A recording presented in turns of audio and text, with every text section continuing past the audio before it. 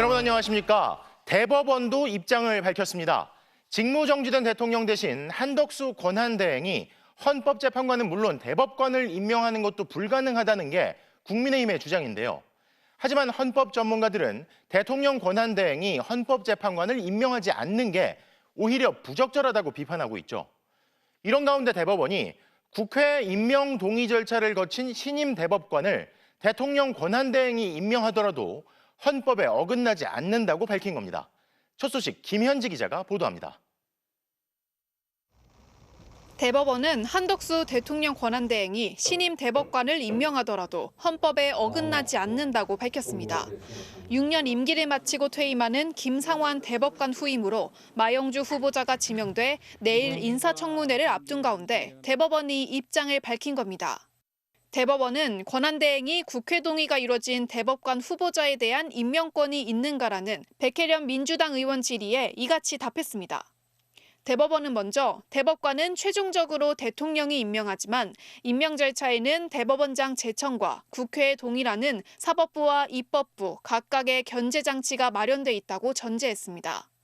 그런데 지난 14일 대통령 탄핵안 가결 이전에 지난달 26일 대법원장 제청, 지난 12일 국회 동의안 요청을 거친 만큼 대통령 권한대행이 대법관을 임명하더라도 삼권 분립 등 헌법상 원칙에 위배되지 않는다는 겁니다.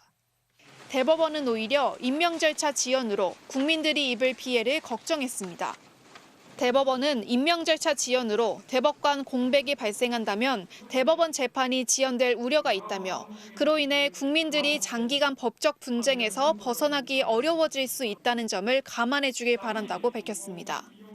앞서 국민의힘은 한덕수 권한대행이 헌법재판관을 비롯해 대법관도 임명할 수 없다며 대법관 후보자 인사청문위원회 회의에 불참했습니다. MBC 뉴스 김현지입니다. 앞서 보셨듯이 국민의힘은 헌법재판관 임명을 대통령 권한대행이 하는 건 문제라고 주장하고 있습니다. 하지만 헌법학계에선 권한대행이 국회가 선출한 헌법재판관을 임명하는데 문제가 없다는 게 중론이죠. 문제가 없다는 건 헌법재판소도 똑같은 입장입니다. 그런데도 국민의힘이 헌법학계는 물론 헌법재판소와도 상반된 주장을 하고 있는 건 내란 수괴로 지목된 피의자 윤 대통령의 직무 복귀를 노리는 정치적 셈법 때문이라는 분석이 나옵니다. 유서영 기자가 보도합니다. 대통령 권한대행이 헌법재판관을 임명하는 건 문제 없다는 게 헌법재판소 입장입니다. 대통령 권한대행이 그 재판소 재판관에 대한 임명권은 행사할 수 있다고 저희들은 생각하고 있습니다. 헌법재판관 후보자 3명도 모두 대통령 권한대행이 국회목 헌법재판관을 임명할 수 있다고 의견을 밝혔습니다. 국민의힘이 추천한 후보자도 마찬가지입니다. 규정상은 당연히 임명하는 것이 맞다고 생각을 합니다. 헌법재판관 정원 9명 가운데 국회 몫은 3명입니다. 최근 인사청문회를 거친 3명 가운데 마은혁 정계선 후보는 민주당이, 조한창 후보는 국민의힘이 추천했습니다. 이 국회목 3명은 청문회 등 적법한 절차를 모두 거쳤다면 대통령이라고 하더라도 그대로 임명해야 한다는 게 헌법학계 중론입니다. 대통령의 임명권은 형식적 임명권이란 겁니다. 현직 대통령이 직무를 수행하고 있다 하더라도 국회에서 선출한 3명 몫을 선출해서 보내면 대통령 임명을 거부할 수 없어요. 그런데도 국민의힘이 권한대행의 임명권을 문제 삼고 한덕수 권한대행도 임명 버티기를 시사한 건 정치적 셈법 때문이란 지적이 나옵니다. 대통령 탄핵 인용에 필요한 정족수는 6명인데 국민의힘 뜻대로 공석 3자리가 채워지지 않고 6인 체제가 이어지면 재판관 1명만 반대해도 윤석열 대통령은 업무에 복귀하는 겁니다. 탄핵 심판 절차와 관련해서는 뚜렷한 대응책이 없을 겁니다.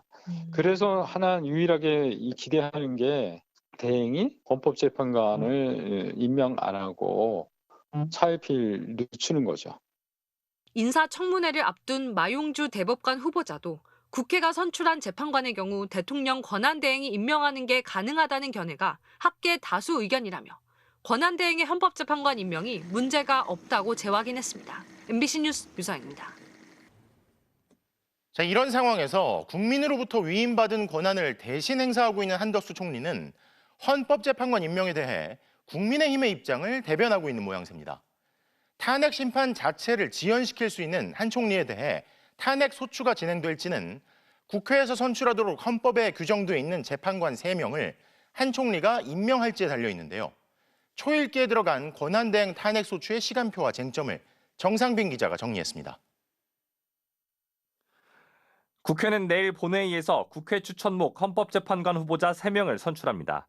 국회가 할 일을 모두 마치면 대통령의 임명 절차만 남습니다. 역대 대통령들은 국회목 헌법재판관의 경우 선출 당일 또는 다음 날 바로 임명했습니다. 더불어민주당은 대통령 권한 대행인 한 총리가 임명을 미적대면 탄핵 소추를 추진하겠다고 재차 경고했습니다. 시간을 주고 온 국민이 한번 보자. 26일까지는 발의 시점을 한번 보자라고 해서. 국회 일정상 한 총리에게 주어진 시간은 모레 오전까지입니다. 27일 오후 예정된 본회의에 한 총리의 탄핵소추안이 보고되려면 그 전까진 탄핵안이 접수돼야 합니다. 이후 24시간에서 72시간 사이, 즉 주말 무렵 탄핵소추안은 표결에 붙여지게 됩니다. 변수는 여당 국민의힘의 대응입니다. 국민의힘은 권한대행이 헌법재판관은 임명할 수 없기 때문에 지금의 6인 체제에서 윤석열 대통령 탄핵 심판부터 먼저 끝내야 한다고 주장해왔습니다. 국가 원수로서의 공안에 해당되기 때문에 한덕수 대통령 권한 대행으로서 이를 행사한 것은 부적절하다고 판단하고요. 이에 따라 야권이 헌법재판관을 선출하면 효력 정지를 신청하고 권한쟁의 심판을 내 맞대응하는 방안을 검토하고 있습니다. 야권의 독주로 여당의 의결권이 침해됐다는 주장을 내세워 한 총리가 임명을 결정할 틈도 주지 않겠다는 겁니다. 한 총리는 자신이 헌법재판관을 임명해도 되는지 여야가 합의하라고 요구했는데 입법부 수장인 우원식 국회의장이 직접 나서 국회가 선출한 헌법재판관의 임명은 협상 대상이 아니라고 못 박은 상태입니다. 내일 오후부터 모레 오전까지 채 하루가 안 되는 시간 한 총리의 행보에 따라 향후 전국이 거세게 요동칠 수 있습니다. MBC 뉴스 정상빈입니다. 이런 가운데 내란 수괴로 지목된 윤석열 대통령은 공수처의 2차 출석 요구마저 거부했습니다. 마치 자신은 법 위에 있는 존재라는 듯 숨어서 버티는 윤 대통령에 대해 체포영장을 청구할 명분이 또 하나 추가됐다는 지적이 나옵니다. 정혜인 기자가 보도합니다. 아침부터 CCTV와 NHK 등 외신을 포함한 10여 명의 취재진이 기다렸습니다. 출석에 대비해 공수처 청사 앞도 주차금지 구역으로 지정해 비워뒀습니다. 하지만 출석을 요구한 오전 10시가 지났지만 윤석열 대통령은 나타나지 않았습니다. 대통령보다 먼저 현장에 배치되는 경호 인력들도 보이지 않았습니다. 윤 대통령은 내란 우두머리 혐의를 받고 있습니다. 법정형이 사형이나 무기징역, 무기금고밖에 없는 중대 범죄입니다. 그런데 윤 대통령이 지난 18일 공수처의 1차 출석 요구에 이어 이번 2차 출석 요구에도 응하지 않은 겁니다. 공수처 측은 대통령실에서 연락이 오지 않았다며 변호인 선임계 제출도 없었다고 밝혔습니다. 오늘 하루 더 기다려보겠다고 했습니다. 그러다 오후 4시가 돼서야 윤 대통령이 공수처에 출석하지 않았다고 언론에 공지했습니다. 향후 조치에 대해서는 정해진 바 없고 검토 후 결정하겠다고 밝혔습니다. 소환 조사가 또 불발되면서 체포영장을 청구할 명분이 추가됐다는 분석이 나옵니다. 윤 대통령 측은 탄핵 심판이 우선이라며 당장 수사를 받을 의사가 없다는 뜻을 분명히 밝히고 있습니다. 내란이냐 아니냐를 수사관에게 설명할 그런 사안이 아니라는 것입니다. 물론 때가 되면 그 절차에도 응할 것입니다. 윤 대통령 측 석동현 변호사는 오늘 별도 입장을 내놓지 않았습니다. 다만 윤 대통령이 변호인 구인난을 겪고 있다는 보도는 사실이 아니라고 반박했습니다. 윤 대통령이 전관 변호사에게 7억 원의 수임료를 제안했지만 거절당했다는 보도가 나오자 자신의 페이스북에 소설 같은 얘기가 아니라 소설이라고 올렸습니다. MBC 뉴스 정혜인입니다. 윤 대통령의 불출석은 이미 예견된 일이었습니다. 그런데도 공수처는 오늘 체포영장 청구를 할지는 물론 3차 출석 요구를 할지도 밝히지 않았는데요. 검토할 게 많다면서 체포영장은 먼 이야기라는 말까지 나왔습니다. 검찰에서 사건을 넘겨받은 공수처가 내란 수괴 혐의의 피의자에게 시간을 벌어주고 있다는 비판이 나옵니다. 김상훈 기자의 보도입니다. 윤석열 대통령에 대해 강제 수사에 나설지 묻는 질문에 공수처는 똑부러진 답을 내놓지 않고 있습니다. 윤석열 내란 그리고 오지 않으면 내가 당장 체포할 것이다. 이렇게 이야기해. 예, 의원님 말씀 잘 새겨 들었습니다. 다만 저는 그 적법 절차를 잘 지켜서 우리 공수처가 일을 하겠다라는 부분을 강조하다 보니까 내란죄 주요 피의자는 구속 수사가 원칙이라고 자신이 했던 말과는 딴판입니다. 정작 검찰로부터 사건을 이첩받고 나자 윤 대통령 수사를 머뭇대고 있는 겁니다. 공수처 관계자는 오늘 체포영장은 너무 먼 단계인 것 같다며 아직 검토할 게 많다고 했습니다. 당장 체포영장을 청구하지 않겠다는 말이냐고 묻자 다음 절차가 결정된 게 아무것도 없어서 먼 얘기라는 것이지 체포영장만 두고 말한 건 아니라고 해명하기도 했습니다. 수사의 비협조적인 윤 대통령을 성역으로 보는 것 아니냐는 지적에는 수사팀에서 고민할 문제고 절차상 지키는 것이 중요하다고 답했습니다. 윤 대통령은 아직까지 공수처와 헌법재판소 어느 쪽에도 변호사 선임계를 내지 않고 있습니다. 내란 사태가 터진 지 3주가 지났습니다.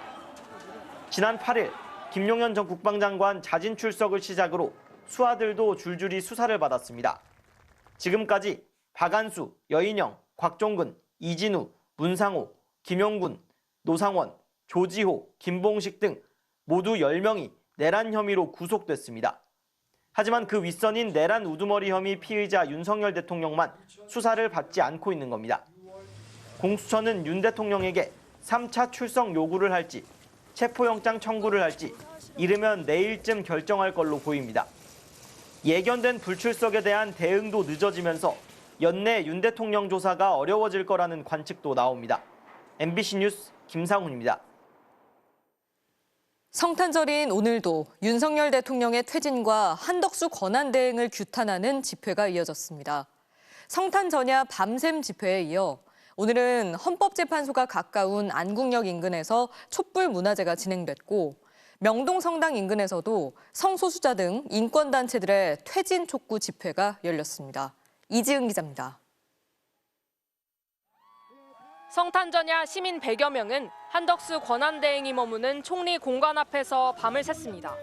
특검도 헌재 재판관 임명도 거부하는 한덕수 대행에 대한 비판과 항의가 빗발쳤습니다.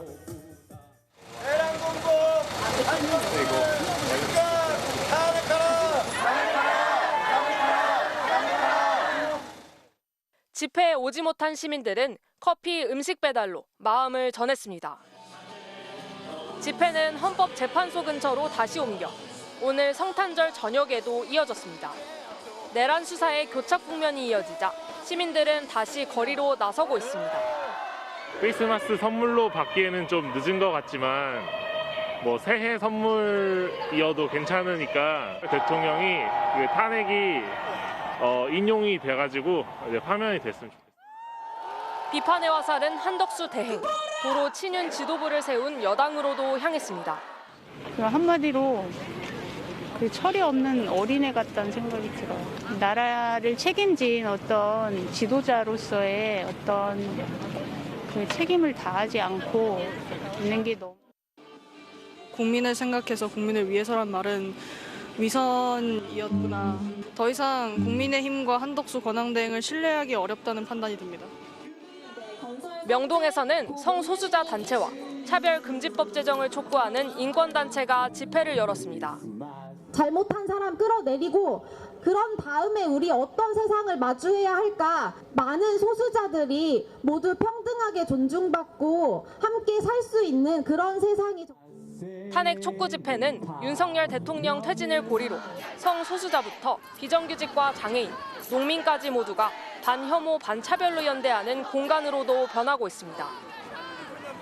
윤석열 대통령이 머무는 관저 앞에서도 1인 시위가 열렸는데 경찰이 여지없이 막아서면서 또 실랑이가 벌어졌습니다. 제발 소환 응해라. 체포 당해야 된다라는 말도 못합니까? 지금 이게 위협이 돼서 막는다는데 이게 여러분 위협이 됩니까? 윤석열 대통령 파면과 철저한 수사를 촉구하는 도심 집회는 가시적인 진전이 있을 때까지 그 규모를 키워갈 걸로 보입니다. MBC 뉴스 이지은입니다. 고위공직자범죄수사처의 출석 요구에 끝내 불응한 윤석열 대통령은 성당과 교회를 찾았던 예년 성탄과 달리 관저에 칩거했습니다. 수사와 탄핵 심판에 일체 대응은 없었고 별다른 성탄절 메시지도 내놓지 않은 채 관저의 교회 목사를 불러 성탄 예배를 드린 것으로 전해졌습니다. 강현섭 기자입니다. 내란 숙의 윤석열은 공수처에 출두하라! 출두하라! 출두하라! 출두하라! 서울 한남동 대통령 관저. 성탄절 이른 아침부터 윤석열 대통령을 향해 수사를 받으라는 구호가 울려 퍼졌습니다. 회피하지 않는다면 출두하십시오. 내란이 아니라고 하지 않았습니까? 지난 14일 국회 탄핵소추 직후 발표한 5번째 담화를 끝으로 윤 대통령은 열 이틀째 침묵하며 관저에서 칩거하고 있습니다. 공수처 출석을 거부한 이날도 수사나 탄핵 심판에 대한 입장을 내놓지 않았습니다. 취임 이후 성탄절마다 성당과 교회를 찾아 예수 탄생의 뜻을 기렸지만 올해는 성탄절 메시지 한 줄조차 내놓지 않았습니다. 윤 대통령 부부는 취임 첫 해인 2022년 성탄 전야에는 중구 약현성당 성탄 미사에, 성탄 당일에는 어린 시절 다녔다는 성북구 영암교회 성탄 예배에 잇따라 참석했습니다. 이듬해인 2023년 김건희 여사의 명품백 소수 파문이 터지자 윤 대통령 혼자 해화동 성당과 정동 제1교회를 찾았습니다. 관저에 칩거 중인 올해 윤 대통령 부부는 서울 소재 한 교회의 목사와 성도들을 불러 함께 성탄 예배를 드린 것으로 전해졌습니다. 다만 대통령실은 구체적으로 어느 교회, 어느 목회자가 방문했는지 밝히지 않았습니다. 윤 대통령 측은 수사보다 탄핵 심판이 먼저라고 주장하고 있지만 정작 헌법재판소의 탄핵 심판 서류조차 여전히 수령을 거부하고 있는 상태입니다. 반면 31개 대학 학생들이 모인 한 단체는 윤 대통령을 응원하는 것처럼 표지를 적은 우편물을 등기로 관저에 보냈더니 윤 대통령 측이 수령한 사실을 공개했습니다. 응원 문구가 적힌 표지와 달리 봉투 안에는 윤 대통령의 처벌을 요구하며 내란 사태를 비판하는 카드 500여 장이 담겨 있었다고 이 단체는 전했습니다. MBC 뉴스 강현서입니다. 여야 지도부는 나란히 성탄절 예배에 참여해 전국의 수습과 나라의 안정을 기도하고 다짐했습니다. 또 야권은 한 목소리로 관저에서 칩거한 채 공수처 출석을 끝내 거부한 윤석열 대통령을 강하게 규탄하며 신속한 체포 등 강제 수사를 촉구했습니다. 김지인 기자입니다. 서울 여의도 순복음교회 성탄 예배에 국민의힘 권성동 대표 대행과 더불어민주당 이재명 대표 등 여야 지도부가 나란히 참석했습니다. 각자 아기 예수 탄생의 뜻을 기리며 국민께 희망을, 사회의 평화를, 나라에는 안정을 드리겠다. 국민 매일의 삶 속에 성탄이 이루어지도록 책임을 다하겠다고 다짐했습니다. 여야 지도부는 성탄 메시지 외에 현안에 대해선 언급하지 않았습니다. 다만 야권은 논평과 기자회견을 통해 고위공직자 범죄수사처의 2차 출석 통보에도 불응한 윤석열 대통령을 일제히 규탄했습니다. 법적 책임을 회피하지 않겠다던 담화는 국민을 속이려는 거짓말에 불과했다. 이런 사람이 우리나라 검사였고 대통령이었다는 게 개탄스럽다. 윤 대통령이 출석 요구서 수령을 거부하면서 공정과 정의를 바라는 국민의 마음도 수치인 불명이 됐다며 나를 세웠습니다. 온 나라를 수렁에 빠뜨려 놓고 본인만 살겠다고 수사를 거부하고 재판을 지연시키는 모습이 참으로 비루하기 그지없습니다. 체포하라! 체포하라! 체포하라! 원내 3당인 조국혁신당은 공수처를 찾아가 윤 대통령 체포는 물론 관저 압수수색도 실시해 부부의 휴대전화를 즉시 확보하라고 목소리를 높였습니다. 시간을 더 주어서는 안 됩니다. 관저는 내란 증거가 차고 넘칠 반국가 세력의 소굴입니다. 내란 특검법 공포를 미루고 있는 한덕수 대통령 권한대행을 겨냥해서도 자처해 내란 공범 수괴 중 한 명이 됐다며 함께 수사할 것을 촉구했습니다. MBC 뉴스 김지인입니다. 전국의 성당과 교회에서는 아기 예수의 탄생을 축하하는 미사와 예배가 진행됐습니다. 종교계는 혼란과 갈등 속에 연말을 보내는 이들을 위로했고 정치권을 향해선 민주주의를 위협하는 비상시국을 빨리 수습하라고 쓴소리를 남겼습니다. 김윤미 기자의 보도입니다. 계엄의 밤이 남긴 공포와 불안이 이어지는 와중에도 아기 예수를 기리는 성탄절이 찾아왔습니다.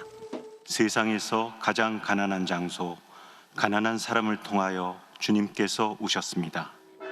성탄 미사를 집전한 정순택 대주교는 혼란과 갈등 속에서 한 해의 마지막을 보내는 이들을 위로하며 민주주의가 위협받는 상황에 따끔한 한마디를 남겼습니다.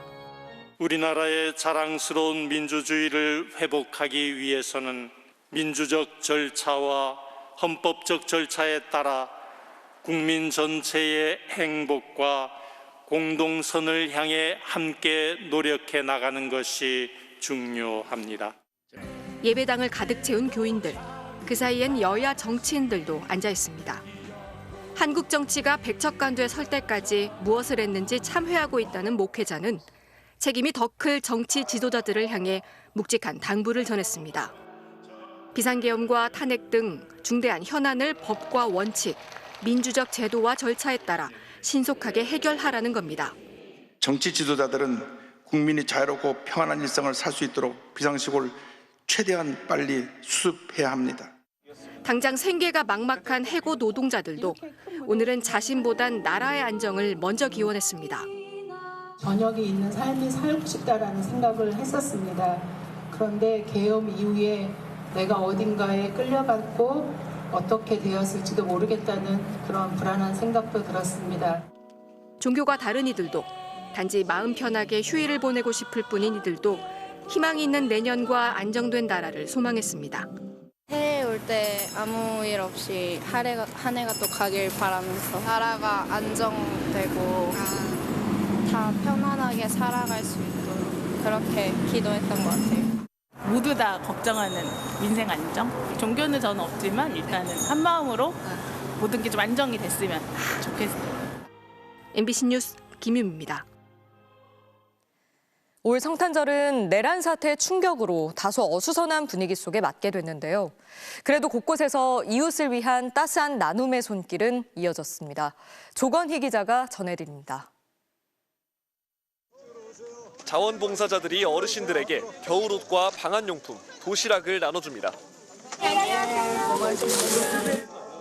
37년째 이어지고 있는 무료 급식 봉사 밥퍼는 성탄절인 오늘도 어김없이 계속됐습니다.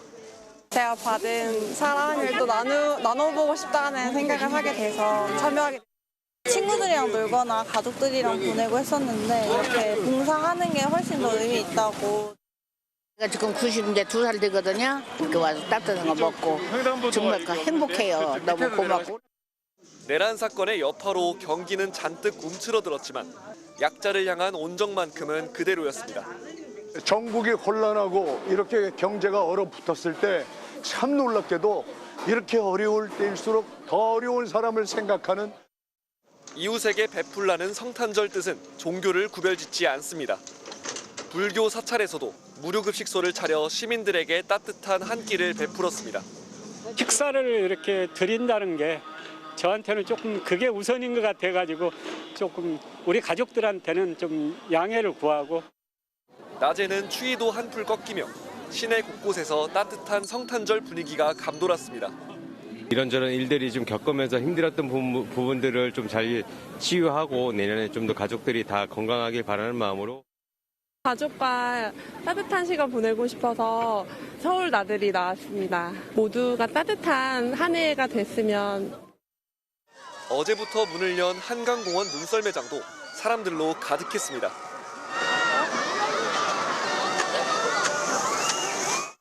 요새 사회가 혼란한데 날씨도 너무 좋았고 나오니까 그래도 긍정적인 에너지를 얻고 가는 것 같아서. 메리 크리스마스. 서울에서 가장 높은 건물은 555m 높이의 크리스마스 트리로 변신해 성탄절 밤을 밝혔습니다. MBC 뉴스 조건입니다. 12.3 내란으로 수사받고 있는 김용현 전 국방장관 측이 내일 내란죄 핵심 피의자의 입장을 전할 것으로 보이는 기자회견을 예고했습니다. 그런데 일방적인 주장에 대한 검증이나 비판은 두려웠는지 MBC를 비롯한 일부 언론사는 사실과 다르게 보도한다고 주장하며 참석을 제한하겠다는데요. 내란죄 핵심 피의자가 이제는 내란 범죄의 당위성을 선전하면서 선동하려 한다는 비판이 터져나옵니다. 구나연 기자가 보도합니다. 12.3 내란 사태의 핵심 인물인 김용현 전 국방장관의 변호인단이 내일 오전 기자회견을 예고했습니다. 참석 대상에는 제한을 뒀습니다. 초청하는 기자들은 이 단톡방에 속한 분들로 제한한다며 다른 언론사나 기자는 와도 참여할 수 없다고 공지한 겁니다. 김 전 장관 변호인단은 선임 직후 언론 대응을 위한 카카오톡 단체 대화방을 개설했습니다. 지금은 기자 70명 정도가 대화방에 참여하고 있는 것으로 알려졌습니다. 하지만 MBC 기자는 단톡방에 없습니다. 김용현 전 장관 변호인단이 사실과 다르게 보도한다며 일부 언론사 기자를 받아들이지 않은 겁니다. 기자회견 공지 이후 다시 한번 MBC가 배제된 이유를 물었습니다. 변호인단 측은 몇 번이나 이야기했는데 말 안 해도 이유를 알지 않느냐고 답했습니다. 김 전 장관의 MBC 배제는 처음 있는 일도 아닙니다. 2022년 말 순방을 앞둔 윤 대통령에게 MBC 출입 기자들의 전용기 탑승 불허를 제안한 것도 당시 경호처장이던 김용현 전 장관으로 알려졌습니다. 이번 계엄 때도 가짜뉴스를 빌미로 모든 언론과 출판은 계엄사의 통제를 받는다며 언론 통제 시도를 포고령에 구체화했습니다. 방송기자연합회와 전국언론노조, 한국기자협회는 긴급 공동성명을 냈습니다. 일부 언론에 취재 특혜를 주고 내란 범죄의 당위성을 설파하는 스피커로 삼겠다는 것이라며 언론을 내란 선동, 정당화를 위한 도구로 악용하지 말라고 경고했습니다.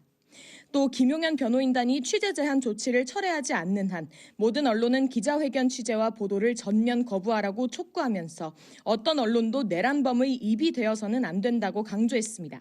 MBC 뉴스 구나연입니다.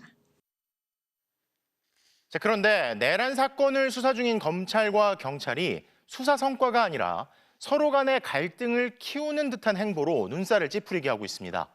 검찰은 경찰 국가수사본부장의 내란 관여 가능성에 칼을 겨누고 있고 경찰은 계엄군의 선관위 침탈에 검찰이 연루됐을 가능성을 수사 중인데요.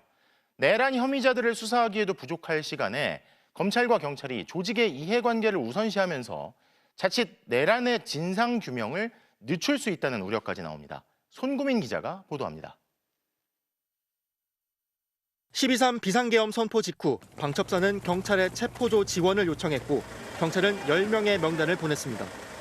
그런데 당시 지원 요청을 받은 국가수사본부는 누굴 체포하러 가는 거냐고 물었고 방첩사가 한동훈, 이재명 대표 등이라며 명단을 불려줬다고 검찰은 보고 있습니다.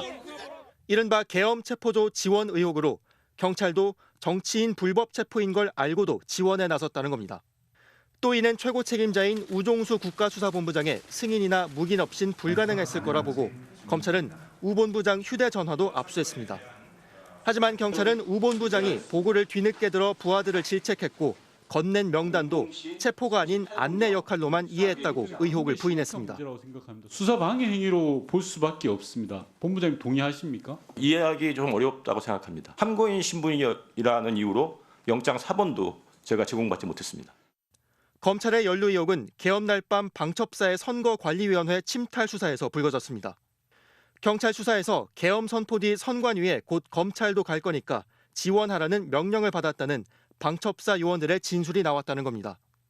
경찰은 계엄군이 털어간 선관위 서버 분석에 대검찰청 디지털 포렌식 팀을 투입하려 한 건 아닌지 의심하고 있습니다. 이에 대해 검찰은 당시 거론된 건 검찰이 아니라 국정원 등 수사기관의 민간 분석팀이었다며 지시를 내린 정성우 방첩사 1처장도 그렇게 진술하고 있다고 반박했습니다. 또 검찰은 군으로부터 어떤 지원 요청도 안 받았는데 경찰이 장난치려 한다며 격한 반응도 내놨습니다. 내란 사건의 수사 관할을 놓고 충돌했던 검경이 상대방 수사를 놓고 2차전에 돌입한 분위기입니다. 나아가 양측의 충돌은 향후 검찰 수사권 완전 폐지 등 검찰개혁 국면을 염두에 두고 조금이라도 유리한 여건을 조성하기 위한 포석이라는 분석입니다. 그러나 윤석열 대통령 등 내란 핵심에 대한 수사 성과는 나오지 않은 상황에서 양측의 갈등은 견제를 넘어 본류 수사에 방해가 될 수 있다는 지적도 나옵니다. MBC 뉴스 손구민입니다. 이번 비상계엄 당시의 포고령은 과거 유신 독재 시절 악명 높았던 긴급조치와 비슷하다는 평가가 많습니다. 그런데 현재 헌법재판관 6명 중 5명이 과거 긴급조치 관련 사건을 맡았는데 알려진 성향이나 출신 지역, 성별, 세대와 상관없이 헌법재판관들은 모두 긴급조치에 대해 위헌이라고 판결한 것으로 나타났습니다. 내란 사태를 일으킨 윤석열 대통령 탄핵 심판에 가늠자가 될지 주목됩니다. 윤상문 기자입니다. 박정희 정권 유신 독재 시절 대표적 악법이었던 긴급조치. 1호는 유신헌법을 비판만 해도 최대 징역 15년형에 처했습니다. 영장 없이 체포나 구속하고 비상군법회의에서 처단했습니다. 9호도 마찬가지. 유신헌법 비판자는 미수에 그쳐도 최소 징역 1년형에 처했습니다. 방송 금지, 신문 폐간, 학교 폐쇄까지 가능했습니다. 이번 비상계엄 포고령 1호도 국회의 정치 활동을 금지한다는 위헌적 내용을 담았습니다.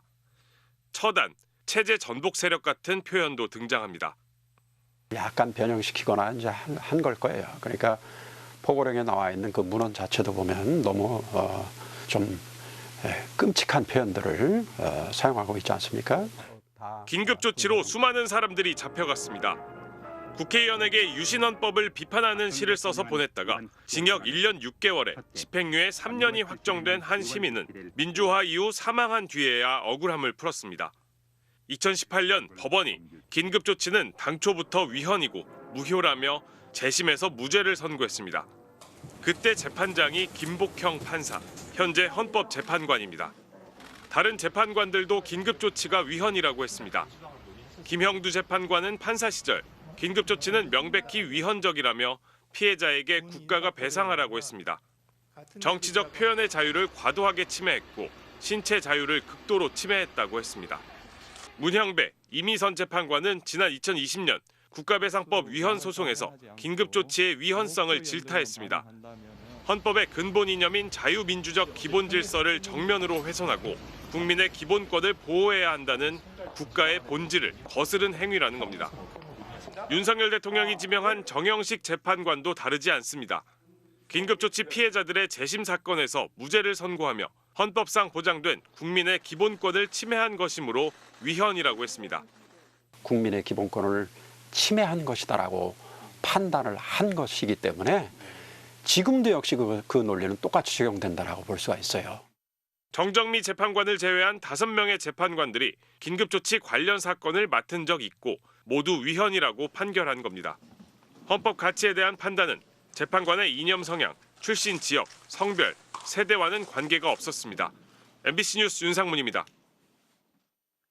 콘서트 이틀 전 갑자기 공연장 대관을 취소했던 구미시장을 상대로 가수 이승환 씨가 손해배상 소송에 나서기로 했습니다. 대중음악의 전설 서태지 씨 역시 한국 사회의 모순을 꼬집었던 자신의 노래 시대유감과 함께 탄핵 정국을 언급했는데요.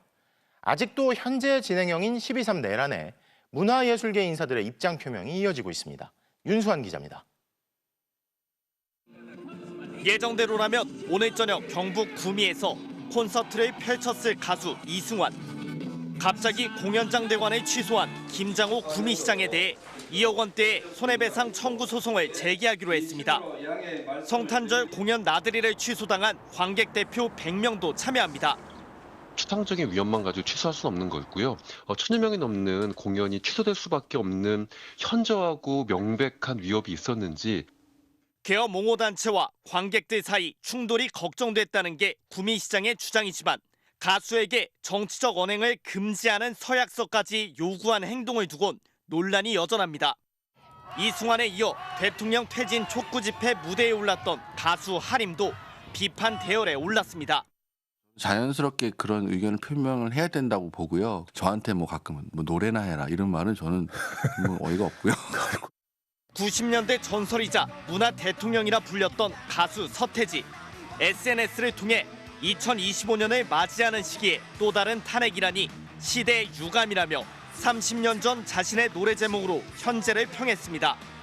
정직한 사람들의 시대는 같다는 노랫말로 현실을 꼬집었던 그는 당시 사전 심의로 가사 수정을 요구받자 아예 노랫말을 통째로 드러낸 연주곡으로 시대 유감을 발매하며 저항했습니다. 이어 서태지는 20대 친구들이 집회에 많이 참여했다는데 그 옛날 함께 투쟁하던 우리들 생각도 나고 기특하다며 젊은 그들을 변함없이 지지해줄 수 있는 삼촌, 이모가 되어주자고 당부했습니다. 법적 책임을 지겠다던 공언과 달리 헌법기관의 서류를 거부하며 버티는 윤석열 대통령. 끝나지 않은 12.3 내란은 30년 전 노래를 현재로 소환하고 있습니다. MBC 뉴스 윤수환입니다. 2022년 보궐선거를 앞두고 윤 대통령이 명태균 씨에게 김영선 좀 해줘라 했지만 당에서 말이 많다며 윤상현한테 한 번 더 얘기하겠다고 확인한 사실이 전해졌죠. 그런데 당시 국민의힘 공천관리위원회 속기록을 확보한 검찰이 여성을 우대해야 한다는 윤상현 당시 공천관리위원장의 발언을 속기록에서 확인한 걸로 전해졌습니다. 검찰은 윤상현 의원이 대통령 등의 말대로 힘을 쓴 건 아닌지 의심하고 있습니다. 조희원 기자입니다. 검찰은 지난달 국민의힘 중앙당 사무실 압수수색에서 재작년 보궐선거 당시 공천 심사 자료들을 확보했습니다. 국민의힘 당사까지 압수수색하시는 이유가 뭔가요? 명태균, 김영선 씨 관련 자료 확보하셨나요? 최근에는 당시 공천관리위원회 회의 속기록도 제출받았습니다. 속기록에는 공천관리위원장이었던 윤상현 의원이 여성을 우대해야 한다고 말한 내용이 적힌 것으로 알려졌습니다. 김영선 전 의원을 밀어준 것으로 의심되는 대목입니다. 이 회의에 참석했던 한 공관위원은 윤 위원장이 민주당은 여성 30% 공천을 이야기하는데 우리는 여성이 홀대받는 것 같다며 이야기를 꺼냈다고 기억했습니다. 부위원장이었던 한기호 의원과 원내위원이었던 강대식 의원이 반대했지만 무기명 투표에 붙여졌고 김영선 전 의원 전략공천으로 결론이 난 것으로 알려졌습니다. 윤상현 의원은 이에 대해 자신이 김 전 의원의 공천에 힘을 실었다는 건 사실이 아니라고 반박했습니다. 당 기여도와 인지도, 경쟁력 등 여러 가지 기준으로 평가했고 여성 우대는 평소 소신을 밝힌 것뿐이라고 했습니다. 저는 기본적으로 여성 정치 참여를 적극 권장하고 지지하는 사람이에요. 투표에 들어가면은 저 의견은 n분의 1일 뿐이에요. 다음 반대하면 공천 자체가 안 된다는 걸 알려드린 거예요. 앞서 검찰은 윤 대통령이 공천 발표 전날 명태균 씨에게 윤상현한테 한 번 더 이야기하겠다고 말하는 통화 녹음을 확보했습니다. 하지만 윤 의원은 윤 대통령의 연락을 받은 적 없다며 거듭 부인하고 있습니다. 지난주 한기호, 강대식 의원을 소환 조사한 검찰은 조만간 윤 의원도 불러 조사할 방침입니다. 윤 의원은 출석 요청이 온다면 떳떳하게 응하겠다고 밝혔습니다. MBC 뉴스 조희원입니다. 주식시장에는 연말과 연초에 주가가 오르는 이른바 산타랠리에 대한 기대감이 있는데요. 실제로 미국 주식과 가상자산 시장은 간밤에도 상승세를 보였습니다. 그런데 유독 국내 주식시장만큼은 찬바람이 불고 있습니다. 배주환 기자입니다. 크리스마스를 하루 앞두고 환호 속에서 뉴욕 증시 폐장을 알리는 종이 울립니다. 테슬라가 7% 넘게 뛰는 등 대형 기술주 강세로 미국 나스닥 지수는 1.35% 급등하며 3거래일 연속 상승했습니다. 크리스마스 직전부터 이듬해 초까지 주가 지수가 오르는 이른바 산타랠리 현상입니다. The rise that we're seeing today is due to part Santa Claus rally. 반면 국내 증시에서는 기대감을 찾기 어렵습니다. 지난 7월 2,900을 바라봤던 코스피 지수는 5개월이 지난 현재 2,400선을 겨우 지키고 있습니다. 삼성전자 등 기업들의 실적도 떨어진 데다 내란 사태로 정치적 혼란까지 겹친 영향입니다. 여기에 환율이 달러당 1,450원을 넘겨 원화 가치마저 떨어지자 자금이 빠져나가고 있는 겁니다. MZ 투자자는 애국심으로 투자하기보다는 약간 코인 미국장 같이 돈 되는 곳에만 투자를 하는 특성을 가지고 있습니다. 결국 이 자금은 가상자산 시장으로 쏠리고 있습니다. 업비트, 빗썸 등 국내 5개 가상자산 거래소에 계정을 갖고 있는 투자자는 11월 말 기준 1,559만 명으로 1,500만 명을 처음 넘어섰습니다. 이들이 보유한 가상자산의 전체 가치도 102조 6천억 원이나 됩니다. 7월부터 10월까지 50조 원대를 유지하다가 2배 가까이 훌쩍 뛰어오른 겁니다. ETF가 미국에서 승인이 돼가지고 가상자산이 본격적으로 제도권에 들어왔다는 인정을 받아서 불안감이 해소돼가지고 많이 들어온 것 같습니다. 지난달 국내 가상자산 시장의 하루 평균 거래 대금은 14조 9천억 원에 달해 16조 9천억 원을 기록한 주식시장을 턱 밑까지 추격했습니다. MBC 뉴스 배주환입니다. 우크라이나군이 사살된 북한군의 품에서 발견했다며 편지를 공개했습니다. 고향과 어머니 품을 떠나 전장에서 생일을 맞은 동료에게 축하한다는 말을 적은 편지였는데요. 사실이라면 이를 전하지도 못한 채 죽음을 맞은 겁니다. 우크라이나 젤렌스키 대통령은 북한군 사상자가 3,000명을 넘었다고 밝혔습니다. 전봉기 기자입니다. 러시아와 북한군 그리고 이에 맞선 우크라이나군이 일진일퇴를 벌이는 쿠르스크 전장. 이곳에서 사살된 북한 병사에게서 찾았다고 우크라이나군이 공개한 편지입니다. 그리운 조선, 아버지 어머니의 품을 떠나 여기 러시아 땅에서 생일을 맞는이라며 자신들의 처지를 말합니다. 그리곤 전후 동지인 송지영 동무의 생일 축하 인사를 드립니다라며 날짜를 적었습니다. 사실이라면 고향을 떠나 전장터에 온 같은 처지의 동료에게 썼지만 정작 자신은 죽으면서 전하지 못한 편지가 된 겁니다. 우크라이나가 점령한 마을들을 수복하기 위해 북한군이 돌격전을 감행하면서 피해도 커지고 있습니다. 이 영상에서도 북한군은 숨을 곳이 없는 눈 덮인 평지에서 줄지어 달리다가 드론에 쫓깁니다. 드론을 손으로 쳐보려는 무력한 시도를 합니다. 우크라이나 특수군은 부대원 단 한 명이 이렇게 드론으로 3일간 무려 77명의 북한군을 사살했다고 주장했습니다. 젤렌스키 우크라이나 대통령도 북한군 사상자가 3,000명을 넘었다고 구체적인 수치를 밝혔습니다. За попередніми даними, росіяни намагаються приховати втрати північнокорейців. 우크라이나 정보국은 북한군이 드론 등 현대전에 취약하다면서도 러시아가 쿠르스크에서 수킬로미터를 전진하는 데 기여했다고 평가했습니다. 또 현재 러시아가 사용 중인 미사일의 60%가 북한산이라며 북한이 추가로 무기와 병력을 보낼 수 있다고 평가했습니다.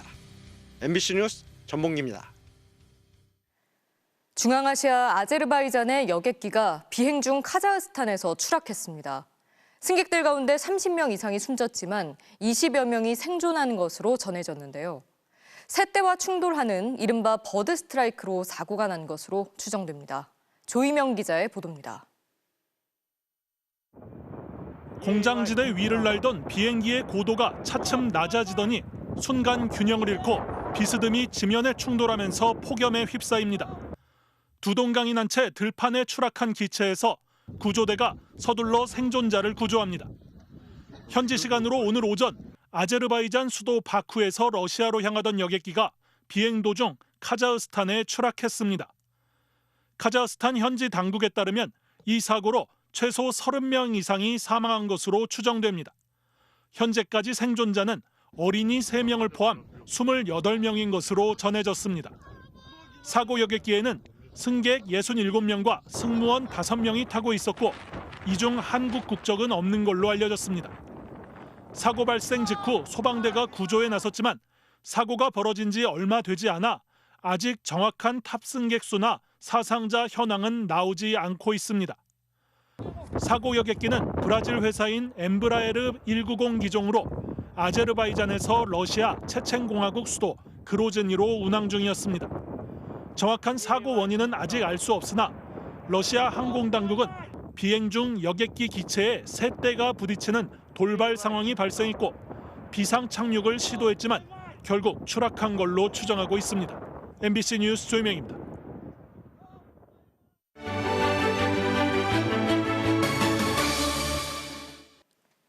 (126명이나) 되는 아이들을 사랑으로 키운 엄마가 있습니다. 지난 40년간 입양 대기 아동을 돌보는 위탁모 봉사를 해온 여성의 이야기인데요. 올해를 끝으로 봉사는 졸업하지만 벌써 아이들의 웃음소리가 그립다는 전옥예 씨의 이야기를 김희건 영상기자가 들어봤습니다. 전이탁 엄마 전옥예입니다. 되게 어색하다. 내가 어색해. 알아드릴게요. 진짜 내가 첫애를 보내놓고는요. 평생 울을 눈물을 다 흘린 것.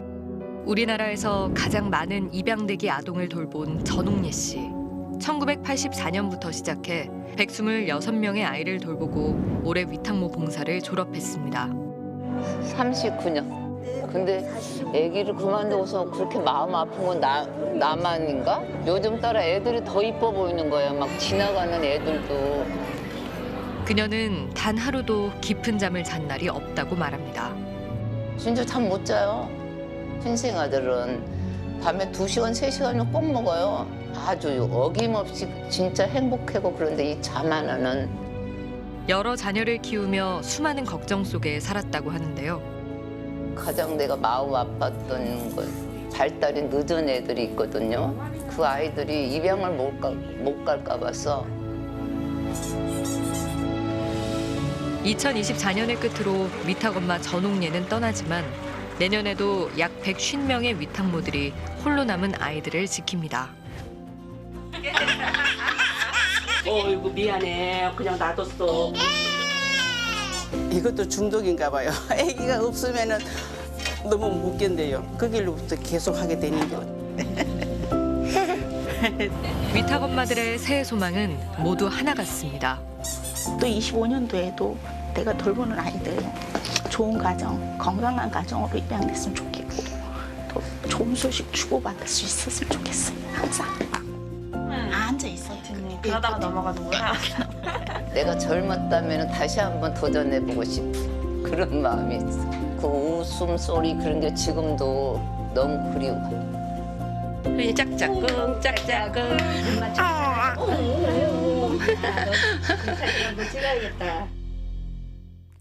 성탄절을 맞아 미사를 집전한 프란치스코 교황은 전쟁으로 고통받고 있는 이들을 향한 희망의 메시지를 전했습니다.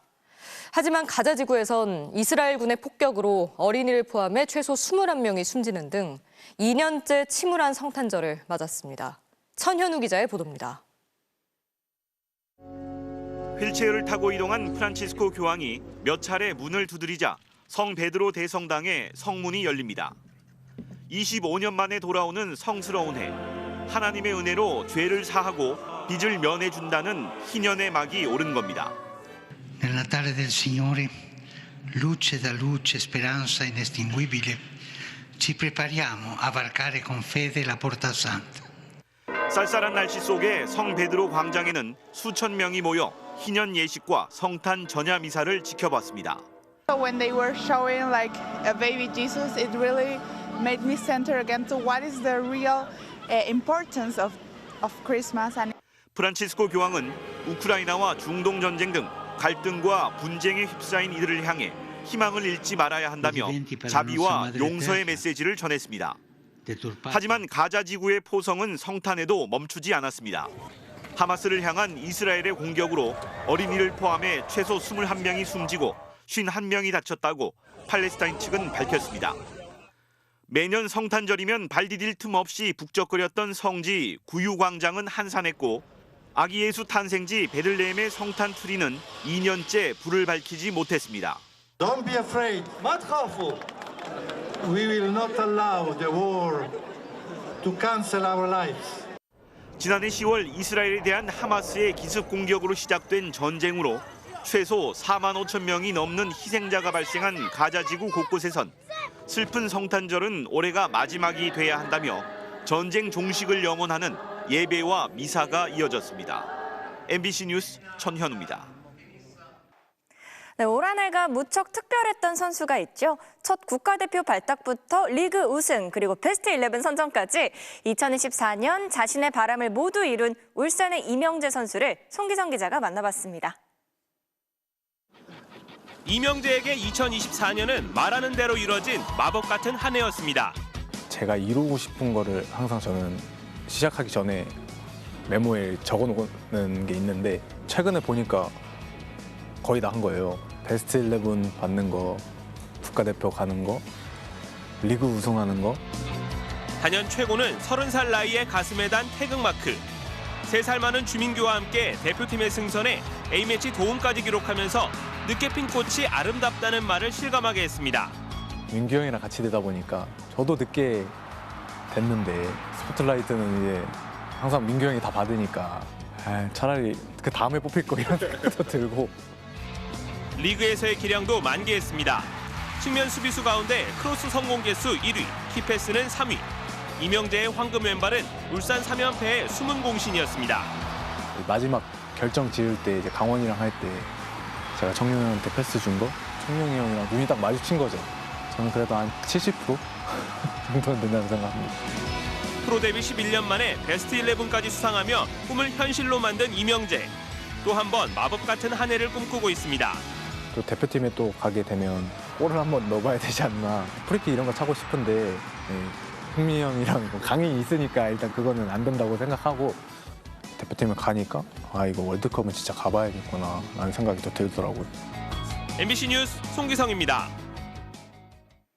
네, 프로농구에선 손호가 DB를 걷고 11연패 이후 3연승을 달리며 의미 있는 성탄절을 보냈습니다. 이명록 기자입니다.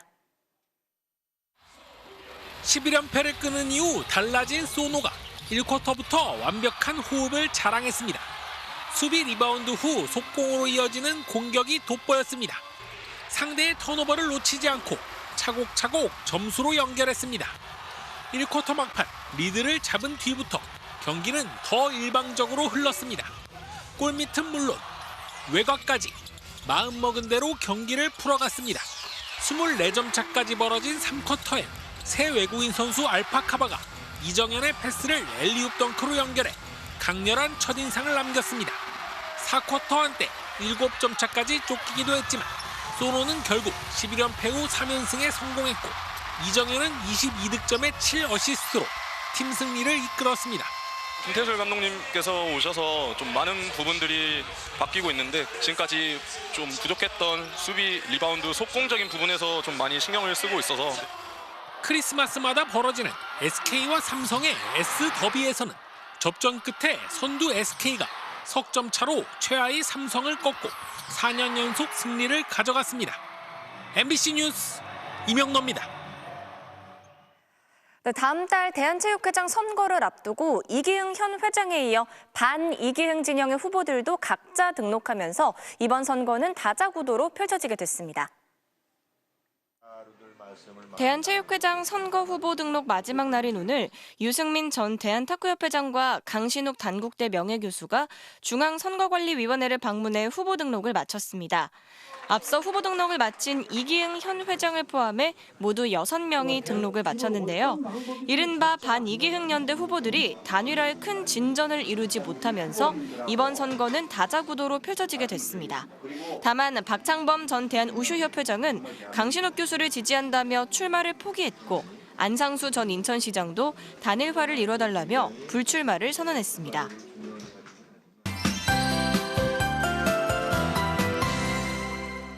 따뜻한 성탄 연휴 보내고 계신가요? 이것은 오늘 서울의 모습입니다. 파란 하늘 아래에 도심에 설치된 이 트리에서는 연말 분위기가 물씬 풍겼는데요. 곳곳에 성탄절 분위기를 즐기려는 사람들의 발걸음도 계속됐습니다. 오늘 낮 기온이 7도 안팎까지 오르는 예년보다 포근한 날씨 속에 옷차림도 한결 가벼워진 하루였습니다. 오늘 밤 사이에는 서쪽을 중심으로 비나 눈이 조금 내리겠는데요. 경기 동부와 강원 내륙과 산지, 충북 북부에는 1cm 안팎의 눈이 내려 쌓이겠습니다. 모레는 날이 추워지면서 충남 서해안에 3에서 8cm, 전북에 최고 10cm가량의 많은 눈이 내려 쌓이겠습니다. 내일 낮부터 찬 공기가 남하하겠는데요. 내일 서울의 아침 기온은 영하 2도, 모레 아침 기온은 영하 7도까지 떨어지겠습니다. 경기 북동부와 강원 내륙에는 다시 한파특보가 내려질 가능성이 있습니다. 내일 전국의 하늘 대체로 흐리다가 오전부터는 맑아지겠습니다. 아침 최저 기온은 서울이 영하 2도, 춘천 영하 4도를 보이겠습니다. 낮 최고 기온은 서울 1도, 대전 5도, 대구 7도가 되겠고요. 올해 마지막 날인 다음 주 화요일에도 큰 추위는 없을 전망입니다. 내셨습니다. 수요일 뉴스데스크 오늘 순서 여기서 마치겠습니다. 시청해주신 여러분 고맙습니다.